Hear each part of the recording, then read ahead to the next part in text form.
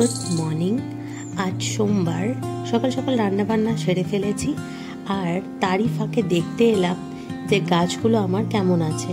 এদিকে দেখি ফুলও ফুটেছে, আর এটা হচ্ছে তরমুজ। তরমুজ খেয়ে তরমুজের কয়েকটা বীজ দিয়েছিলাম, তারই দেখছি যে চারা হয়েছে।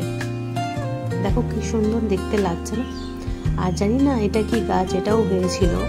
অ্যালোভেরা গাছগুলো আমার নষ্ট হয়ে যাচ্ছে, জানি না, কিছু একটা করতে হবে এটা। তো যাই হোক, সকাল সকাল ইডলি আর সাম্বার আমাদের ব্রেকফাস্টে ছিল।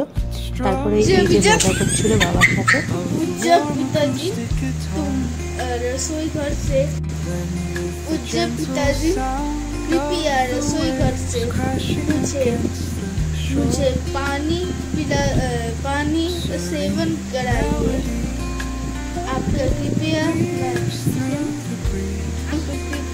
आभारी रहूंगा। আর এটা আমার বরকে দিয়েছিলাম ডিম সেদ্ধ, পাউরুটি আর মিষ্টি।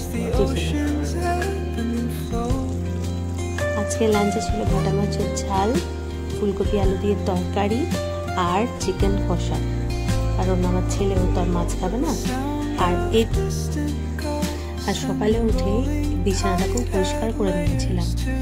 সকালবেলায় খাওয়া দাওয়া সেরে বিকেলে দেখলাম ফ্রিজটাকে পরিষ্কার করতে হবে। ফ্রিজের অবস্থা খুবই খারাপ, তাই লেগে পড়লাম ফ্রিজটাকে পরিষ্কার করতে।